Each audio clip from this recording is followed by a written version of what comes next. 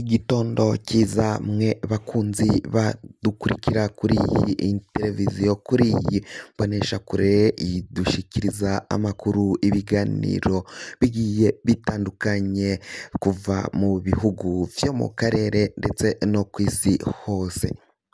Abakoze subscribe turabashimiye kandi turabakengurukiye cyane. Mwe mutari mwakanda ko fyonda ko niba ukoresha ururimi rw'icongereza canke niba ukoresha ururimi rw'igifaransa fyonda sabone, urafyonda no kwako kantu kameze nk'agakengeri. Amakuru, ibiganiro dutohoza umwanya ku mwanya bizaje bikugera ko aho uzoba uherereye hose. Amakuru azindukiye ngaha mu gihugu ca Repubulika Iharanira Intwaro Rusange ya Kongo, Repubulika Iharanira Demokarasi ya Kongo. Ibintu bikomeza kuba nabi cyane.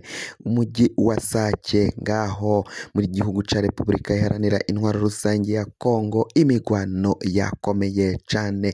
Inyeshamba za M23 zashwiragije igisirikare ca Kongo bigeze ubwo cyitabaza indege karuhariwe, indege zitandukanye n'ibimodoka by'intambara, aho vyaciye vyifashishwa muri iyi migwano yabereye ngaho mu bice vya Sake muri iki gitondo co mu rukerera, aho rero abasirikare ba FARDC bafatanyije na Wazalendo na FDLR n'igisirikare c'u Burundi bashwiragiye barirukanka kibuno mpamaguru bahungira ku musozi uri hafi ngaho, musozi wa Rukoro.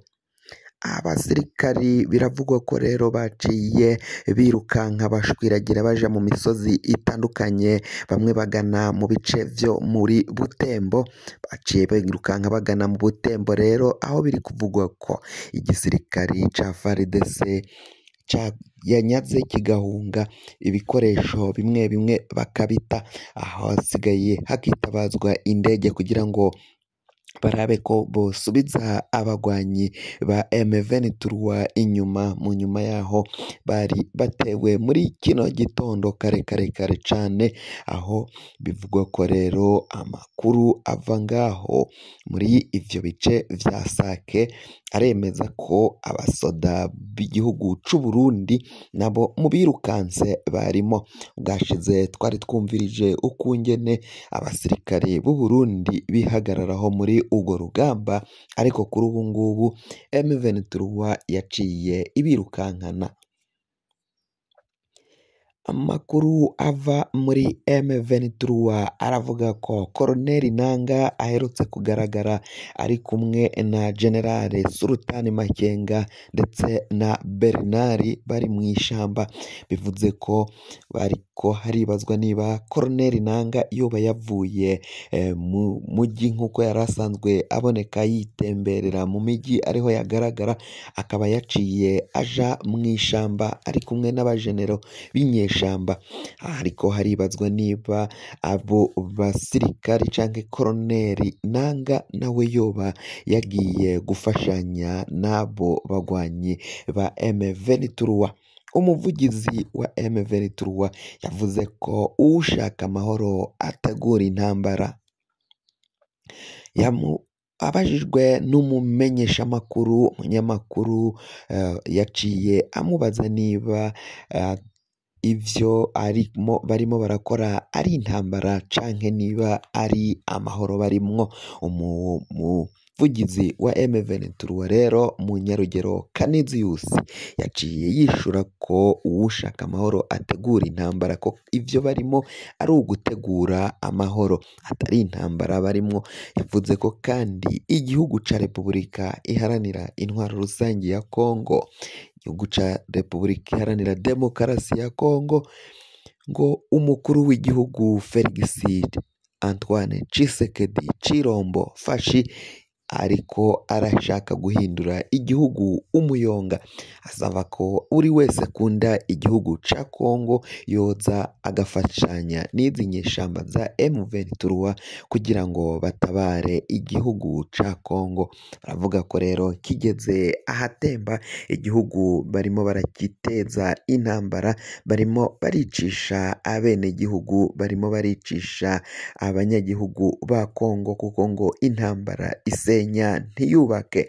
Avuga ko rero ivyo barimo ari ukugira ngo bategure amahoro arambye kandi ko ngo batazohagarara batageze ku mugambi wabo wo gushiraho amahoro n'ubumwe bw'abakongomani nk'uko umuvugizi wa M23 yaciye abishikiriza. Ico bikoze igisirikare ca Kongo co biraboneka ko intambaraga gifise zo kuzotsinda izi nyeshamba za M23, bakaba basaba rero ko boja mu biganiro aho kugira ngo intambara ibandanye ihuza hafi ibihugu vyo mu karere, kuko Uburundi bwamaze kwinjira ngaho muri iyo ntambara. Tanzania yamaze kwinjira muri iyo ntambara ifise abasirikari n'ingabo ngaho muri ico gihugu ca Kongo. Ngo rero birumvikana ko intambara iriko irototera ibihugu hafi ya vyose vyo mu karere.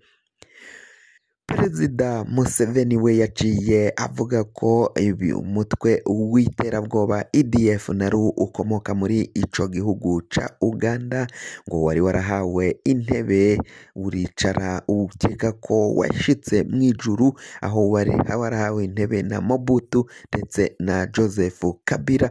Bari barankiye igihugu ca Uganda ko cakurikirana uyu mutwe ngaho mu gihugu ca Kongo kugira ngo bawuvaneyo canke bawurimbure uveho, ariko ngo aho Felix Antoine Tshisekedi agiriye ku butegetsi yaremereye igihugu ca Uganda gukurikirana uyu mutwe wa EDF NALU, umutwe w'ivyihebe, umutwe w'iterabwoba. Aho bivugwa ko rero uyu munsi w'ejo aribwo uyu Yoweri Kaguta Museveni umukuru w'igihugu ca Uganda yerekanye abagore 5 bari barafashwe bugwate n'uyu mutwe wa EDF NALU ubafatira ngaho mu gihugu ca Repubulika Iharanira Intwaro Rusange ya Kongo, harimo n'abarundi. Museveni aganira n'umurundikazi amubaza niba azi ikirundi canke avuga ikirundi, yaciye uwo mukenyezi amwishura ko akizi neza ko yari yarafashwe n'umugabo wiwe bugwate abarizwa muri uyu mutwe w'ivyihebe wa EDF NALU ubarizwa mu gihugu ca Repubulika Iharanira Intwaro Rusange ya Kongo. Yasavye abagize uwo mutwe kuheba ivyo myumvire yabo canke ingengabitekerezo yabo mbi, bakareka bagataha bakaza mu gihugu ca Uganda bakubaka igihugu. Museveni yavuze ko bazi neza ko iyo bawuteye bicamo benshi, bagasaba rero abo Baganda baciye baja mw'imashamba bakaba bahungabanya umutekano w'akarere, mbere na mbere igihugu ca Uganda, ko baheba bagashira ibigwanisho hasi bakatahuka mu gihugu cabibarutse ca Uganda kuja kubaka igihugu, mbere n'abandi bacancuro bavuye mu bindi bihugu nabo bagaheba bagasubira iwabo nk'uko Museveni yaciye abivuga. Avuga ko rero bafite gahunda yo kurimbura, ko igisirikare ca Uganda kiherereye ngaho muri Kongo atakandi kazi gifiseyo atari ugukurikirana ivyo vyihebe bitera ibisasu bakagaba ibitero bakica abasivile, ko bagomba kuwurimbura bakawuvanako nk'uko Museveni yaciye abivuga. Izo nyeshamba rero bamwe bakaba babona ko ngo zishobora kuzihuza n'indi migwi igwana ngaho muri Repubulika Iharanira Intwaro Rusange ya Kongo, hama bakazogira igikorwa gikomakomeye cane bakora. Aho baciye umukuru w'igihugu c'u Burundi yaciye yagiriza M23 kuba ikorana n'umutwe wa Red Tabara, umutwe w'abarundi, abagwanyi b'abarundi babarizwa ngaho mu gihugu ca Kongo, bakaba nabo ngo bo babarizwa mu mutwe wa M23, bakaba bagwanira hamwe muri ayo mashamba bafashanya. Ivyo ni ivyavuzwe n'umukuru w'igihugu c'u Burundi, aho yahakanye ko abarundi bagaragaye bavuga ururimi rw'ikirundi berekanwa na M23 bivugwa ko ari abasirikari b'abarundi, vyari ububeshi. kanda subscribe niba ukoresha ururimi rw'icongereza canke niba ukoresha ururimi rw'igifaransa urafyonda sabone amakuru n'ibiganiro dutoza umwanya ku mwanya bize bigushikira aho uzoba uherereye hose kw'isi.